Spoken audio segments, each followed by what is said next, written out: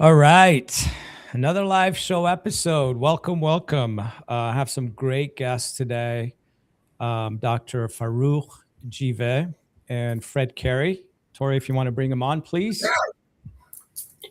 Gentlemen, hello. Hey there. How are you? Doing great. So tell me about this coffee that you're bragging about before we started, Doc. So what's up with this coffee? It's your cough, obviously. I have. Is it coffee like CAUGH? That's right. That's right. I have extended family in Canada, and any Canadians watching this, they know about Timmy Ho. I think there should be a study about Timmy Ho's coffee, if there's crack in there or not. I truly believe someone should look into it. Well, I tell you what I'm intrigued by is, people are looking at this going, there's some, what did these people look like in their 70s? Like, what do these people look like in their 70s? Tori, asset 2, please. And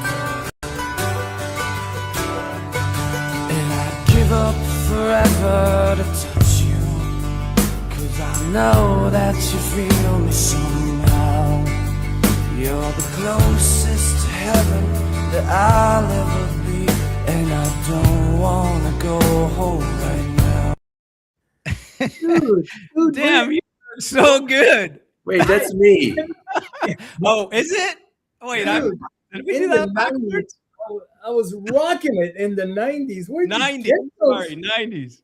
Oh my God, where'd you get those my photos from? Those are not supposed to be. They're, we got people that know people. Your teeth did not look as good back then as they do now, though. Well, a little. It was Six pack, maybe. It was the 90s. Well, I want to introduce Dr. Farokh Jiveh, longtime dentist in the West Palm Beach area in Florida. We're going to talk a little bit about his academy. And a longtime friend of mine, Mr. Fred Cary, he originally was a patient of mine in 2008. He had some problems, dental problems at that time. He called it a crisis before we started today, so we'll call it a crisis. It was somewhat of a crisis, but then the crisis was the relationship that he's had with me over almost 20 years now. He's become a mentor of mine. People always, wonder, like, who do I talk to and who do I look up to? And well, I literally look up to him. He's 6'2", I'm 5'8". So I have no choice. You're getting shorter now, dude. You know how that goes, right? After 70, it drops down, right? But I appreciate both of you for being here. I want to share this because I think there's a nice mix. Fred has raised over $2 billion. That's with a B. Raised over $2 billion for different companies and investors. And I'm really intrigued by that entrepreneurial mindset. And I think one of the challenges in my content is trying to get doctors to stop thinking as being self-employed operators. And this mindset of being a self-employed operator gets us stuck into a clinic for 30, 40 years, and then we die, right?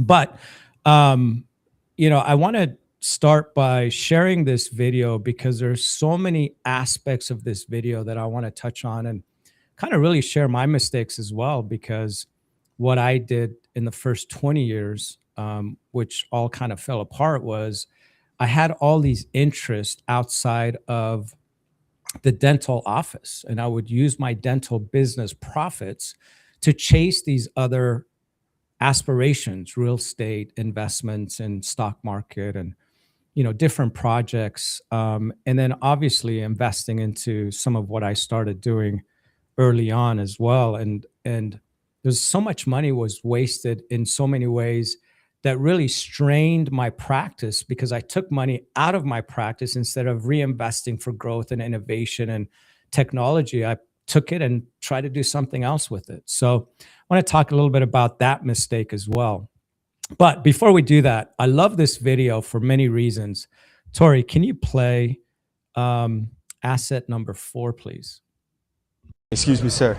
Sir, how did you get rich? I sold a couple of companies. How many, man? How did you get rich? I sold 4 companies. One to Warren Buffett, one to Coca-Cola. How much money did you make? Like, what was the most amount of money you made in a single year? A lot of money. Come on, man. I worked hard to keep that private. Can I interview you for a minute? Man, Sure. I go all over the world interviewing the I richest know who people. you are, man. Come on. Cool? You sold a company to Warren Buffett. What did you learn from doing business with Warren Buffett? You get rich slowly. And it took me a long time. How old are you? 23.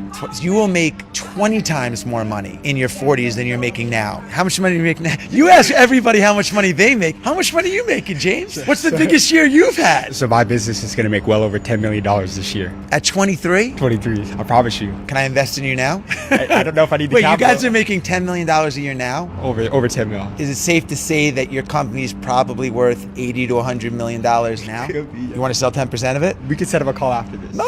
Let's do it right now. I'll give you my Let's contact. Shark Tank this shit right now. I'll give you my contact. So what is the number one thing that you look for? No, let's go back to that, James. I'll give you a check for $10 million today. You talk to your partners. You guys give me 10%. Think about it. So you were just willing to give me a $10 million check. What is the number one thing that you look for in people when you're deciding to invest into them? Hunger. I see you out there hustling. The way you approached me, you are the business plan. So you don't invest in businesses, you invest in people. 100%. Do you think everybody's built for entrepreneurship? No. Why not? What percentage of the population do you think is really cut out for entrepreneurship? Small. It's lonely being an entrepreneur. It's lonely. The pressure is real, and you have to be able to deal with that. Everybody's not wired like that. If me and you died tomorrow and you had one more message to leave with the younger generation, what would that be? At the end of the day, we only have one job, and that's stay healthy. I just saw a young billionaire die the other day at 43 years old. No. That $1 billion couldn't be cancer. If you have $1 billion and you have a sore throat, every time you swallow, the only thing you think about is your sore throat. And there's an old saying, if you have health, you have hope. If you have hope, you have everything. Stay healthy. You have amazing advice, sir. Thank you so much for your time. Keep doing my what you're friend. doing, 10%. Can I get your contact? 100%. I want your contact. You have the best Rolodex in America, man. That was powerful, man. There's so much in there. I know Fred, and I know he's getting goosebumps just watching that, because there's so much in there that, I mean, he talks about, becoming rich slow, talks about the Rolodex, talks about, I mean, right there, he's ready to do a deal. Fred, talk to me a little bit about what you thought of the video. You didn't mention the most important thing he said. Health. Yeah. So none of this matters if you're not healthy, if you're stressed out, if you wake up in the middle of the night every night wondering what the hell you're doing with your practice, right? And so there are fundamental steps that you have to take every single day of your life to make sure you're incrementally, slowly getting a little better, a little better, a little better. And if you have goals that are attainable in shorter periods of times, you're going to wake up healthier, you're going to go happier, and then you're going to stay healthier because of it. That's, I think, the biggest takeaway.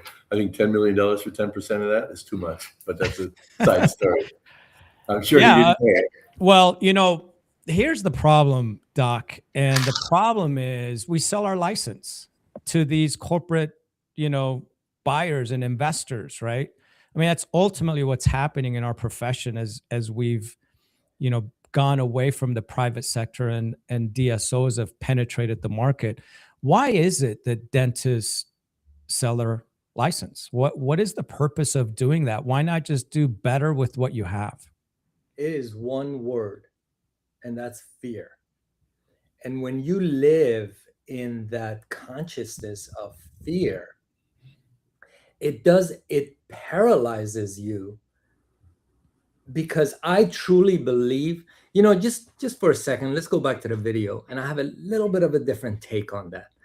And maybe it's the same take, but what is rich? People talking about being rich. I know some miserable millionaires. I truly do. Yeah. They're looking out there for spirituality and whatever it is that to get them mentally sane. Now, money is amazing. Being rich financially, it's great. And I'm going to go back to the DSO in a second, but I just want to say people have such a wrong notion about money. They think it's hard. Fred, I don't know you, but I don't think making money is, we could work less and make more. This is the type of practice that I have. If I did not practice like this, I would not be practicing. If I accepted every insurance, if I accepted every patient that came in the door, I would not be practicing today. I come to work with absolute joy, absolute joy.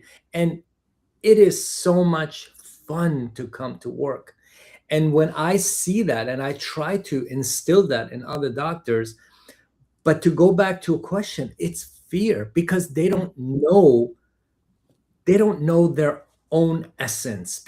Dentists sometimes don't know their own power, because it's scary when you realize how powerful you are. And that's really, I mean, I personally, Well, I think DSOs are, it's an epidemic, but anyway. Well, let me tell you this. I think DSOs are doing some great things. The great thing that they're doing is they understand financials. There's financial discipline, and they're running a business, which is, hey, we're not doing so great in that, right? But from that, then we can talk about the other topics that bother the private sector as far as how these DSOs penetrated. But the reality is, there's a lot of doctors looking at these numbers going, I'll take the multiples. And we had that conversation with Dr. Jim Arnold and Brandon Moncrief last week, talking about the pros and cons of staying private or going DSO. But I want to get back to this mindset discussion, Fred. May I interrupt just to make one uneducated comment about dentistry, which I know nothing about? But I fear that learning how to become a dentist is like learning how to become a lawyer, which I did. Right? You go to school and you learn the practice of dentistry. You don't learn the business of dentistry. And I think that's why there's so many people jumping ship and going into a practice like that, because those practices come to you and say, we can make a really good business out of this. And you sit back, you do your thing, and we'll focus on doing ours.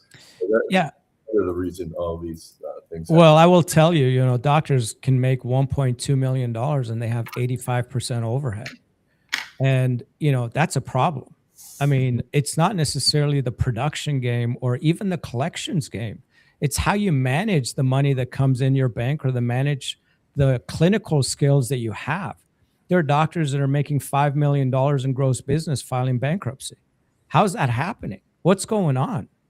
Right? So it's not so much the gross game. Then this is what I want to talk to Fred about. It's the mindset. Why do we have increased income and then our expenses increase with income? We buy the bigger cars and the bigger houses and the more lavish, vacations.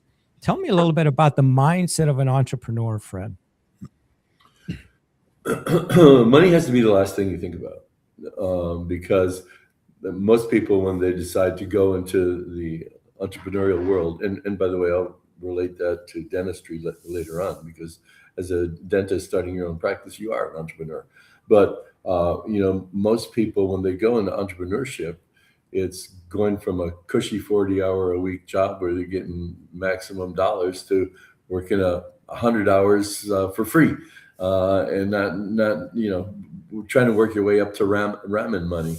And so it's the wild, wild west out there. In fact, that's why I call my new company that helps founders, that's why it's called Sahara, because when you're launching anything like this, you're literally in the middle of the largest desert in the world, not knowing where the oasis is, but having a lot of mirages in front of you that lead you down paths you shouldn't go.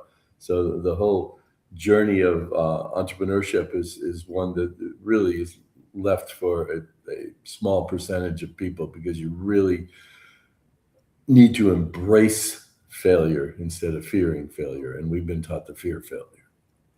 What are your thoughts on that? Why do you think, and this is, we feel that if we're operators and we leave our practice basically shuts down an operation. So it's more of a self-employment. The entrepreneur mindset is, more, if I'm not the operator, there's still operation going on. And 95% of private practices are not set up that way. Why do you think that is, Doc? But there's no structure. If you don't have clarity and structure in your practice, there cannot be any success if you're winging it. If you don't know your numbers. Now this is where entrepreneurship meets dentistry, because a lot of dentists do not go into business. But if you don't have a hard structure of what's coming in, what's going out, what's your KPI, what's your, all of those things that make that give you clarity of what you're doing, there cannot be any success. You can, how many times, as a young dentist, I remember back in the days, anybody would walk into my practice introducing something to me, and everybody falls for this. This thing can do miracles. You buy it, whatever, 20,000, another 20,000, another 30,000, not knowing what your numbers are, if you can do it. And that's why people are stressing sometimes, because there is no clarity in what they're doing. What is so incredibly beautiful about our profession is we can do the things that we love. I am finding procedures that I truly enjoy, and it's really profitable. Like, I do cases that are $60,000, $70,000, and when you become known for that, and when you continue to do it, and when you're comfortable doing it, you really you become, that's what you do, and that's what you're known for, and the profit margin could be very high. I know dentists, they've been doing fillings all their life, and I'm going to go back to fear. Sometimes, in Palm Beach Dental Academy, the academy that I teach, I don't teach procedures. I teach confidence. I teach energy. I teach purpose. I teach service, and I teach not to cling to what the patients may say. You are there as an instrument of service. And if they say, I'm going to think about it, or not now, that's fine. This is, you are there to give them a better life, and not hang on to the end result of what they say or the decision. But that's basically it. If leadership, they say it's not about control, it's about embodiment. And when you embody who you are and what your purpose is, clarity is there and gets a lot easier. Well, I will tell you that having steam is a problem. And by, steam meaning running out of energy, right? A lot of times you get all excited, and then you're 18 months into your business, and now you have to actually pay the bills. Yeah. And you lose steam rather quickly. So it's easy to spend money and be full of energy. But when you run out of money, it's hard to keep up the steam and want to stay positive and go to your business. But Fred, here's my question to you. You have created, co-founded a platform, a mentorship platform, and Dr. Farokh has gone and basically explained what a lot of doctors don't have. And it comes from fear, and that fear is from the lack of knowledge. And so tell me a little bit about the mentorship program and what it does exactly. So Join Sahara was first put together mostly for technology type startups that would end up qualifying for venture capital funding. However, it literally works for everything, because the principles of starting a business and growing that business successfully and maintaining your sanity while doing so are literally the same no matter where you go. So we have a very big free layer of Sahara, which, by the way, is at joinsahara.com.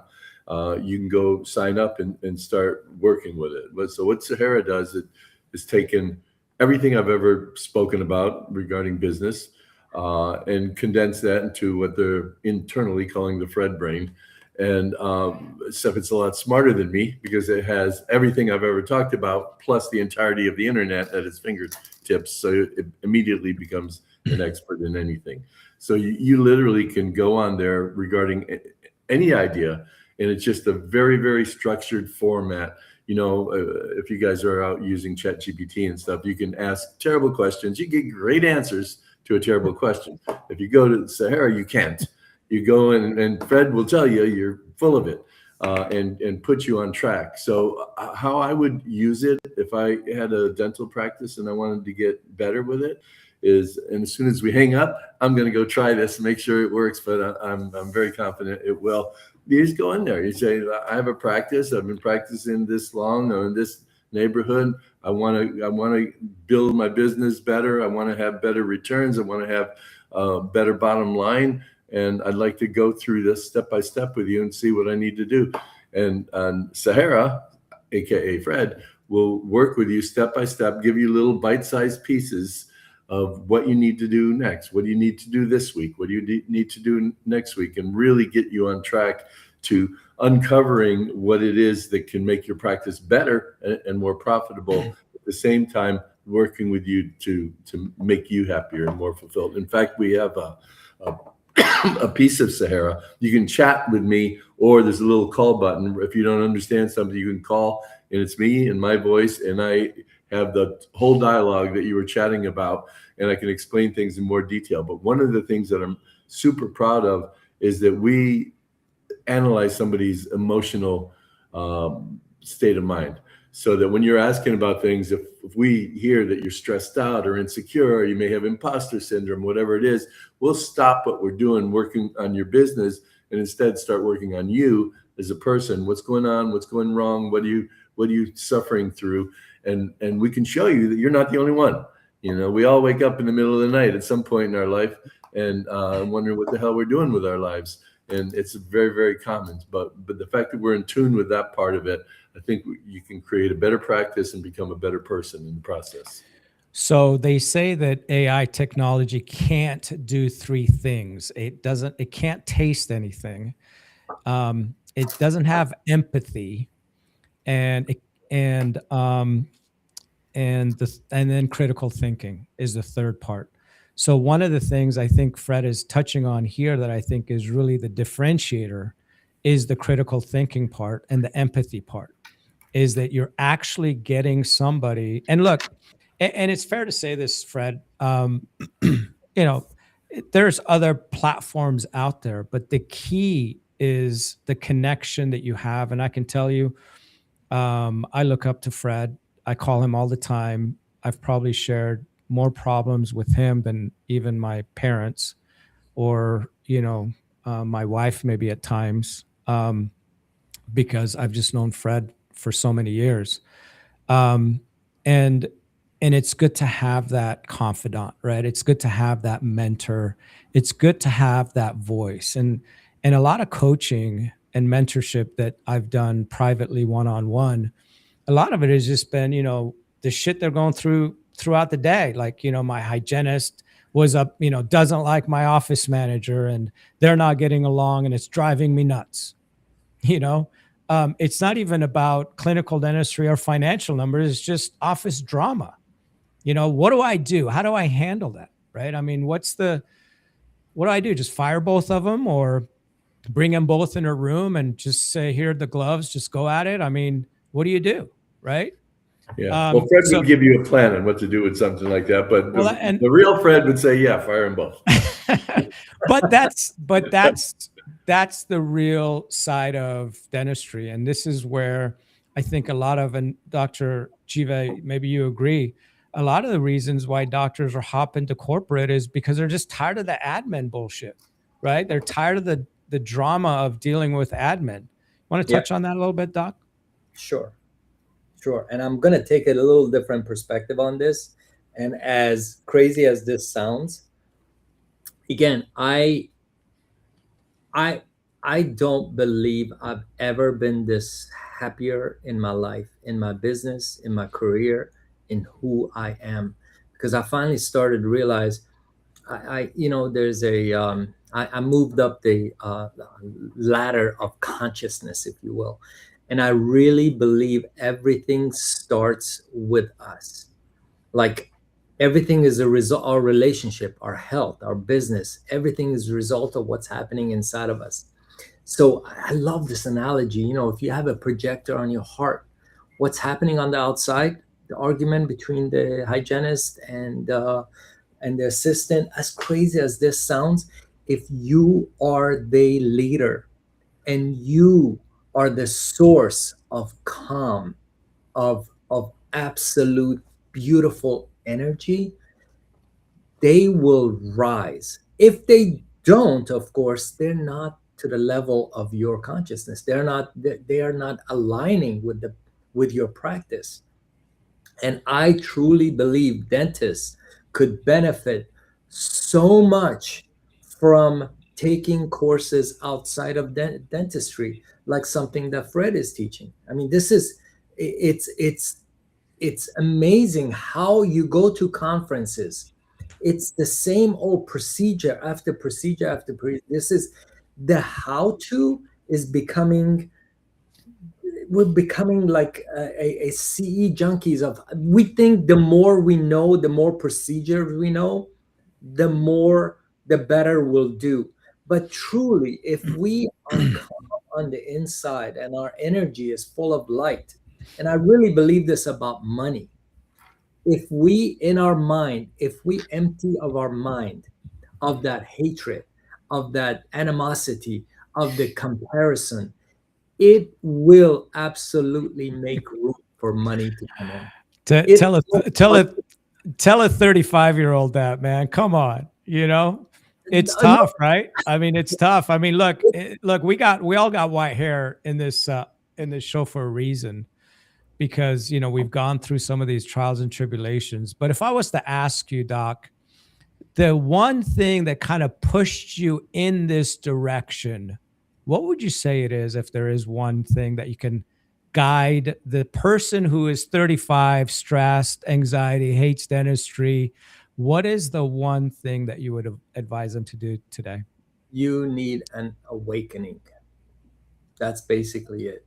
You need to wake up to reality and realize how powerful you are, and realize don't do things the same way they've been done over and over. It may not be the norm. I'll give you an example. When I was starting my practice, the first thing I started my practice, the salesperson who actually gave me the chairs and stuff, he goes, "Oh, you got to sign up with these insurances." I was thinking, I'm like, why do I need to sign up with insurances? "Oh, you got to get butts in the chair." I said, okay. Then I was with insurances for a few years. Then I realized this is not what I signed up for. This is not me arguing over the phone with insurance companies. You find the power within yourself to be able to attract rather than chase patients. You become that energy that you want to come to your office. And I literally saw it happening. And the more I did, I've been fee for service for over 15 years now. It is the single greatest decision I've ever made. My life has completely changed. So when I say you need an awakening, you need to understand the norm may not be what everybody is doing. The norm may not be what everybody, you have to sign up for this, you have to do all this. Be your own leader, lead yourself first, and then lead others. Because if you're in a fear state, it's not going to work. You have to go into your heart, not into your mind. How would you answer that, Fred? How would you guide a young dentist that's stressed and has anxiety and is like, you know, what do I need to do to be a happier person? Yeah. You need to connect with your passion. You need to find the parts of your practice that are meaningful for you. And by the way, there's nothing against doing some charitable work, right? If part of your practice that maybe you take one day a month in your practice and you make offers to kids from the worst neighborhoods in your community to come in and help and take care of them in a way nobody else is doing once a month. that can change your whole perspective of your profession and you as a human by doing that bit of sacrifice, or even better, go out to them. But for 35 is a really delicate age. You know, on one end, I remember when I turned 30 as a lawyer, I thought, now everybody's going to treat me like an adult. And I was still treated like a kid when I hit 30. And then my two law partners that were older than me, they were saying, when you hit 34, it's all over. It's the end of the world. It's going to be the worst birthday of your life. And so 34, I dreaded. I ran off to Jamaica for a week and extended it to 2 weeks. It was the best year of my life. But the 35-year-old guy or woman who's here listening, they're really at a turning point. You know, you're going from that young adulthood to more serious, trying to find an established way to build your future at that point, even if you have a good practice right now. So look at your longer term goals for the 35-year-old you. Look at your longer term goals, but also understand that you need to put together a short plan too. And why don't you start with one simple list? Name 3 things that you love and 3 things that you hate. And start doing those 3 things you love and stop doing those 3 things you hate. Most of the time, the 3 things that we hate are things that we're doing every day. And we've got to find a way out of those things.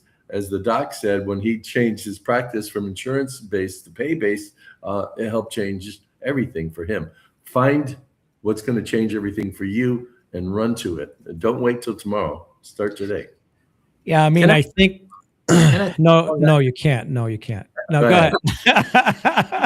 Go ahead, man. What's up? Honestly, I came out of dental school, right? I think it was a few years after that. And I was so after doing root canals. That was my thing. I had to have it done. I had to get it right. Oh my God, why is this not working? It was about root canals. And then I realized, honestly, a couple of years after that, I was stressing myself out. And you made such a great point, Fred. I was stressing myself out so much to do something so perfect that a specialist can do so much better. It was all my ego. It was all my ego that I wanted to get this just right. Why can't I? When I let that go, and nothing against root canals, a lot of GPs do root canals. Honestly, my stress level just went away, and I was able to concentrate on full mouth reconstruction, on TMJ, on all of those other things that I love. So you brought up such a great point, and I'm a living proof of that. Ever since I haven't done root canal, I feel much better. Well, I will tell you that 2012, I stopped doing root canals and also stopped placing implants. And that was the main reason why. So I think the point is very well taken, Doc, in the sense of saying, look, if you've practiced for a few years, which at 35 you have, make some decisions. Yeah. You know, make some decisions on the services you enjoy. You should know after 4 or 5 years what you enjoy, what you don't enjoy. And like Fred said, get those 3 things that you don't enjoy off your armamentarium and just stop doing them. And just stop doing them and get more into finding the energy and the time into things you do enjoy doing. And I totally agree. I think it's really interesting because you both kind of talk about self-development in so many ways, right? And this self-development process is making these decisions for yourself. Many times we're making decisions for our significant other or for our friends or for our partners or for our husbands and wives or, you know, for our partners in business, right? We're making decisions for the betterment of somebody else instead of the betterment of yourself. And I think that's such an important point. Is stop doing things you don't enjoy. And quite frankly, one of the advice that I have is just go to the gym, man. There are a lot of these people, they talk about health in that video, right? Yep. And health is the number one. I mean, at 35, by the time you turn 45, you got another 15, 20 pounds. And now, you know, you're diabetic and you got high blood pressure and you got cholesterol. Now you're 50 years old and, you know, you don't know where to turn. You got health problems. You got money, but you got health problems. So I think that's also really important to stress here as well. But you talk about going away from insurance, Doc, and I think that's a huge fear factor for a lot of doctors. It is. What happened to you specifically when you stopped taking insurance? When I stopped taking insurance, first of all, my work became so much more enjoyable because sometimes I had to get on a phone and argue with somebody behind a desk who's not a dentist. Why I was always boggled my mind. Why are they charging 1960 prices? They're going to pay that for amalgam. I mean, what are they talking? I just read myself of all of that. And I started, and again, I'll go back to self. When you are a higher level energy, and I'm talking to a 35-year-old, when you get your energy up so high, I'm not talking about raw, I'm not talking about 10xing it, none of that. I'm talking about waking up in the morning and seriously sitting with yourself in a quiet place without your phone, without anything. Just think about your day and who you are and who you want to serve. It will come. When you are at your highest energy, you will attract a partner at the highest energy. You will attract the patients at their highest energy, and you will attract everything good. And you start to wonder.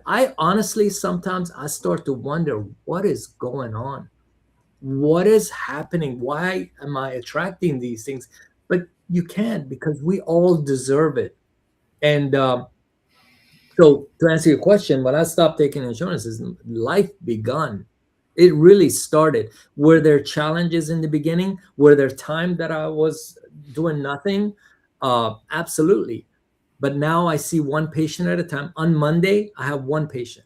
I have one patient from 9 until 4 o'clock. Of course, with breaks and stuff. But that's the kind of. Are you just prepping a single crown during those 7 hours? I'm polishing it out. There's a Dude, whole amount to polish. Pick up, increase the RPM on that fucking thing. I didn't even want to say it, but no, I get it.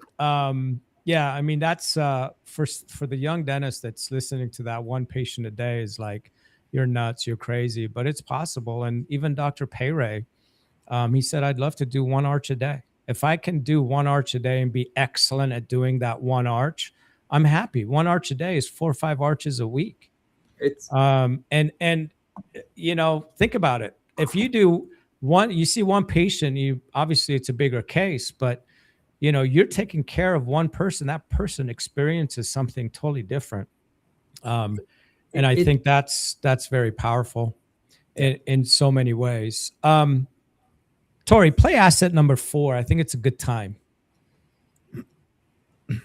You already played that. The reason that we have so many screaming little children is entrepreneurship is really, really hard. And it doesn't happen the way we expect it to happen. The reason we become entrepreneurs, a lot of us, is because we're not happy in the corporate world. We might be doing really, really well. We might be quite successful, upper management, but we're waking up in the morning and dreading our lives. And entrepreneurship is the opportunity to control your life and to bet on yourself to see your future come to fruition because of your own activities, not the outside activities that are out of your control.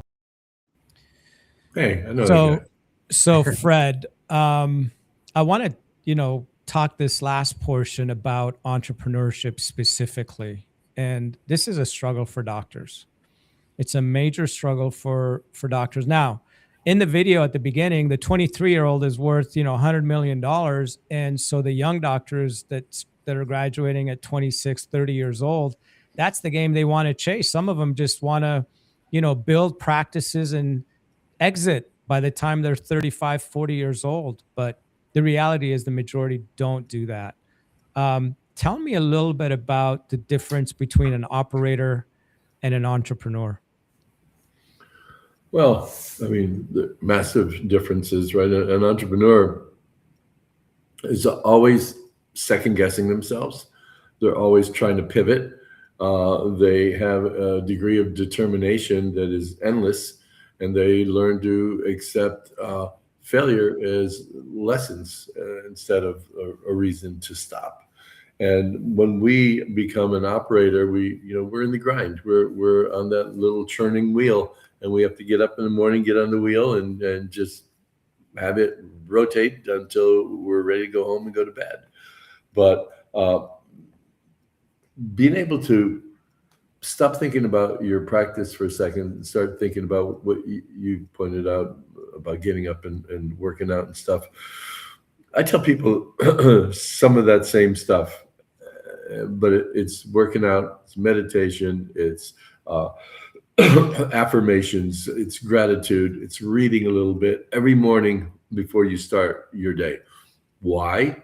Because to me, if you work on you before you work on your practice, you're going to have a better practice because you're going to have a better attitude. So working on the gym, that's your body. Working on positive affirmations, that is your inner doubt, your inner self. Reading gets your mind engaged, and so does meditation get your mind calmed down, right? So if you can do all those practices in the beginning of the day, you're going to switch slowly from being an operator to being something different, something better. There's one number that 35-year-old dentist that wants to put this off until next month needs to understand. That number is 600. And what does that number mean? You only have 600 months before 35-year-old you is 85 years old. Not very much time. So you need to start this month, today. Don't wait. Yeah, I mean, the three of us here, blinked and we were 18 and now we're whatever age we are, right? I mean, 76. Yeah, well, I'm going to be Cinco de Mayo, I'm 58. Doc, might as well give your age since we're all talking about it now. You look good, man. You look good. No, I'm a couple of Age. years old. I'm a couple of years older than you. Yeah. So, I mean, look, such a great point, Fred. And I think one of the challenges with this mindset of being an entrepreneur is, you said it, you could work hours and hours and hours and not get paid for it. And I think that's a mindset that a lot of dentists have a really hard time with. This W-2 mindset gets completely thrown into the garbage when you're chasing something that you love. And the reason that failure becomes a lesson for the entrepreneur is because they're chasing something they love. If you don't chase something you love, then what happens when you fail, you stop because you don't love it, right? So very good points, Fred, on that. So what is next for you, Dr. Jiveh? You talk about seeing one patient. You're talking about, obviously, one patient in one day. You talk about, being in your late 50s, early 60s. What's next for you in the latter portion of your career? That's a great question. And if my goal, I do have an academy, Palm Beach Dental Academy, that, like I said, I teach confidence to young doctors. To my best patients would be young graduates, and just asking them not to compare themselves and finding the power within to be their own innovator, to be the first one to do something in their community, and get away from energy of separation. Because anything, you wake up in the morning, you look at your phone, you look at the media, you look at everything is trying to separate us. If you are conscious within that energy of unity and you work on yourself, you are limitless, because we always have these limiting beliefs. So for myself, Palm Beach Dental Academy is one. I met my partner at my highest energy. And it was the most incredible thing. And we have the most incredible relationship. And sometimes I believe she's from outer space, but we are working together we're starting a coaching as well. So I can instill the same energy that that I have that she has in others. I love that, dude. My first two wives thought I was from outer space too. Really? Yeah, they did. They thought I was an alien. No, I don't know if they did. Well, I mean, literally, I was probably a legal alien at the time, but that's it's a whole different topic. that's right. That's right. Let's Look. see All who's right, not. hold on. Fred, I want you to be nice right now. I want you to be nice. Before I start, I want you to be nice. You ready?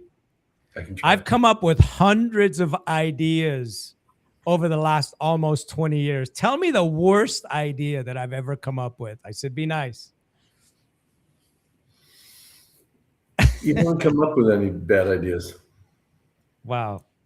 because every idea is just a seed, just a nucleus, right? It's just the beginning. If you go up and you put a seed in the ground, you go there tomorrow morning, there's nothing there. And you go there next month. Of the 600 months you have left, and all of a sudden there's this little sprout coming up, and you come back 10 years and this big, huge oak tree is in that spot where your first little idea germinated. So there are no bad ideas. Ideas are just the stepping stones, the groundwork for coming up with something different. I'll give you a quick anecdotal story about that. Dyson vacuum cleaners. He made 5,624 prototypes before he got it right. Wow. Who does that? Right? And sometimes that's what it takes. So was his first idea a piece of shit? Well, maybe isolated it was, but when you look at it as the root, the germination of what happened in the end, then it was not a bad idea. So you've never had a bad idea.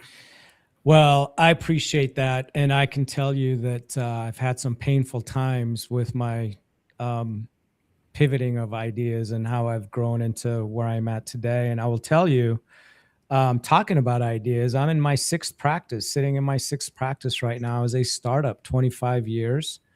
And I've learned a lot in my first 5 practices on what to do and what not to do. So I've pivoted in many ways. I've done things that, that are not the norm. And I sit here in an 810 square foot practice. And my aspiration is to create an AI-driven practice that has 10 to 12% payroll. And I think being on the practice management side, payroll, I've seen payrolls at 43%, 45%. And I think that's a huge killer for practices. And talk about stress and anxiety and fear. And, fear of paying payroll is a problem in many practices today. And that's why a lot of doctors are, by definition, either struggling or barely making it. And by the way, that's a perfect example of where AI can come into the mix. AI can do a lot of things, and I'm not going to tell you exactly which things they can do because we don't have enough time. But I will tell you there's an AI tool called Giuseppe that actually tastes. So you scratch that one off your list. Giuseppe. Yeah, it breaks things down in a Well, I tell you what, I was talking to Dr. Jiveh before we started, and I was like, that's a really sexy last name. But I think Giuseppe is now beats you, Doc. Giuseppe. Let's not push it. It's a close second.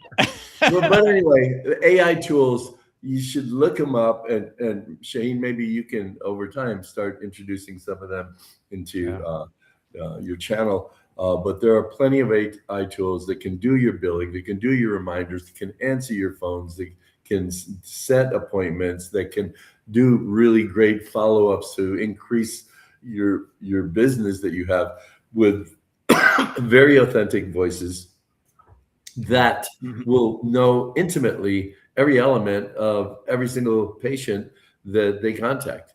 You can the whole conflict you described in the beginning of these two people battling each other. Well, the one at the front desk doesn't even need to exist anymore with the proper AI tools. So I would say for anybody in almost any practice, look at AI. It's not going to go away. I remember when the internet first came out and everybody was saying it's a passing phase. That's not a passing phase. The AI, at some point, can replace many of us. So embrace it, learn about it, utilize it. Well, that's so good. Let me just, segment this as a practice management guide or suggestion or little coaching session right here.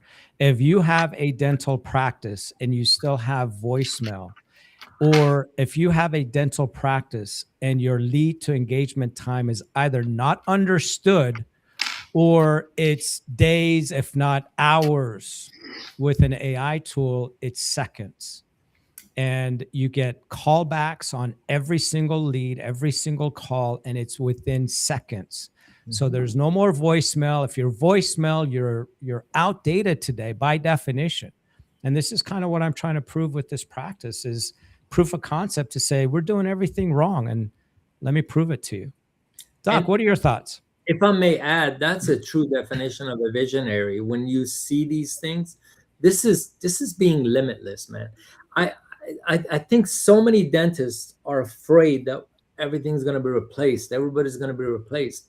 That's not it at all. If we stay within our essence of purpose and what we're doing, we can absolutely use AI as a beautiful tool that can assist us for our purpose and what we're doing. Yes, a lot of things will be eliminated, but it is for our good. We should keep our role as a human and with purpose. And when we have that, it is impossible to be replaced, and use those beautiful tools like you said. And I'm very impressed what you're doing, because you're setting an example of what an office should be. I think, I'm betting on it, right? That's what I'm betting on, is the progressive mindset of what a dental practice in 2026 and beyond is going to look like. And I think AI is going to be a huge component of that. And I think eventually, who knows, we're going to be replaced by robots, but probably not in our lifetime, right? So as far as doing the clinical dentistry, there's a lot of stuff coming out with, crown preps and fillings and implants. And there's a lot of stuff out there, but these are some things on the admin side that you can do right away, and it's out there. So here's the other thought. There's a lot of, by definition, successful dentists as well, but guess what? You could do better too. You could do better too. So don't get yourself tangled in this mindset of, oh, I'm successful because I can take 2-week vacations and I live in a big house. You could do a lot better. And that's why, pushing yourself, I think, is such an important component of every day. Push yourself, grind every day. Doc, so let me ask you this. Final thoughts here. You talk about your practice, and your practice is obviously a little bit of a unicorn in a sense. Not many practices can see one patient for 6 hours and survive. But talk to me about your academy. And I know you mentioned about, bringing in energy and talking about working on leadership in that mindset. But tell me a little bit about your academy, and if somebody gets involved, how can they connect with you and the academy? Absolutely. I'll get specific about procedures of what we do. We're just putting it into work. We have our class in May, which is sold out. And I say sold out. I don't mean to say sold out because of my ego, because I see so many things sold out. Anyway, this live show is sold out. There's 3 people on the screen. We're sold out, dude. We sold out this live show. You both showed up. It's so funny. I see so many CEs and they're sold out. I'm like, why do you need to put that in there? Anyway, it's a very intimate class, because we only accept 3 to 4 doctors. It's a 2-day class. It's live patients as opposed to dead patients. It's live patients, procedures that I will take a patient through photography. I'll teach them how to do photography, correct photography, clinical and portrait photography, and I have a model there to do it. We do a comprehensive exam. Our approach is comprehensive dentistry. It doesn't matter if patient wants to start with something small, but we have to get the big picture of what it is. So I'll take the doctors through an examination, a comprehensive exam. Then, like I said, teach them photography. Then I have a patient that we're doing 4 veneers on, smile design. It's a preparation. The next day we do a cementation, not on the same patient. It's on a patient that I had prepped before. We have a trip to the laboratory and they go over exactly smile design, how they did the wax up, how they made the porcelain, about the materials that they use. And I have that patient that day and we'll cement them. I also have direct composite, a single direct composite veneer. It's called direct indirect. And I have 3 patients that they can observe and they can watch. So it's not about note taking. It's not about 0.3 reduction or things like that. I mean, how do you measure all of that? But it's about actual procedure. All we do. Yeah. And mostly it's about relationship, how to handle, how to have fun with patients on some procedures that are a little bit tough. Like it's mind-boggling, honestly. And this is not my ego talking. It's mind-boggling how much fun we have at our practice. It's beyond my imagination how much fun we have. And this is what I want to. And I want my doctors to embody that, to embody leadership, to embody fun and energy. And that's what I'm teaching, and confidence. How does somebody get a hold of the academy? What do they need to do? It's the website is palmbeachdentalacademy.com, palmbeachdentalacademy.com. But they can email me, which is smilesbyjiveh, my last name there, at gmail.com. That's my personal. Anybody can get in touch with me. But basically, it is an interview. I have to see if there's alignment between the doctor and the academy. This is not just you register. I have to kind of, I have to see if this is for you, basically. And sometimes it's not for the doctor. This is not what they're looking for. This is about, again, I use that word a lot, but it's about energy, and it's about embodiment of what good dentistry is, and what how beautiful life can be outside of dentistry when your dentistry, you have a great time When you enjoy it. Yeah. No, I get it. Mr. Fred Cary. You know, what are you doing today, and what's the future looking like for you? I know you got your hands in a few things. Yeah. I'd rather talk about how I can help people who are watching us, which I'll do. But first, I'm all over the place. My last birthday, I had to promise my kids I'd retire by the time I hit 90. Right now I have Sahara, where I'm trying to help hundreds of thousands of entrepreneurs start businesses or have better lives. I have another company called Private Services Fund, where I help arrange up to $1 billion worth of loans for big companies that want to acquire real estate or build things.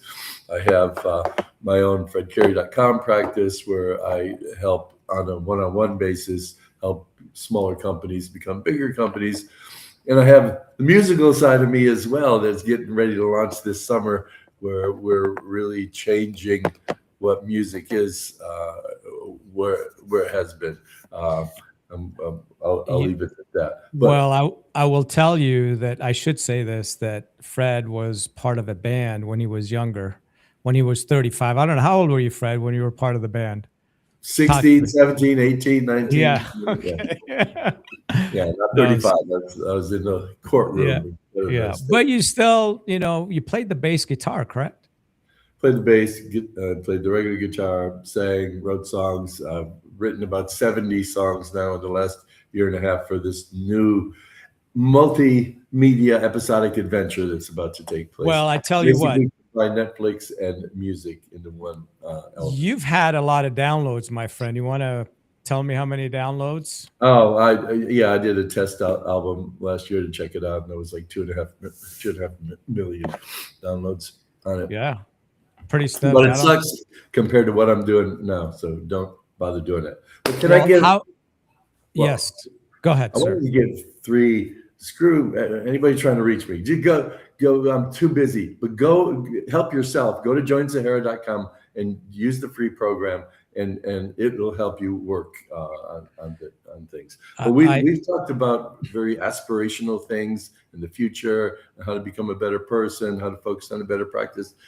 Can I just give 3 things that every single person on this call can do today to have a better practice with AI? Sure. Okay, I jotted down some notes. Okay, and you made a great point about missing phone calls and voicemails and everything. Statistics show 20 to 40% of front desk calls are missed in dental practices. That is a lot of revenue opportunity. So what do you need to do? First thing, install an AI receptionist, answers every call, text back. If you miss a call, immediate text back, books appointments immediately, it answers after hours, and it can handle your most frequent FAQs about insurance, about hours, about pricing. You can do all that stuff without any other person. What tools would you use for that? Go high level, open phone, Air AI. Those are 3 tools you can use to pull that off. What's the impact of something like that? 15 to 30% more booked appointments. Now look at your revenue and think what 30% more appointments can do to that. Second thing, reactivate dead patients. I mean, how many of us have hundreds of patients that haven't been back in 6 months, 18 months? There are AI tools that can go out to them, automate text, emails, follow up, so that you can book inactive patients. What it does is it pulls a list from PMS. You got Dentrix and EagleSoft and things like that. You send personalized reminders to each of them. You follow up multiple times without staff being involved at all, and uses conversational AI to handle replies. What tools are those? It's Weave, Solution Reach, Revenue Well. And then that can reactivate 10 to 25% of your dormant patients. And the third thing is you turn every single visit into marketing, right? We don't do that in this practice, and we don't do that in most businesses. We don't systematically capture reviews or content. And you can use AI to request reviews, to write posts, to turn before and after photos into daily marketing.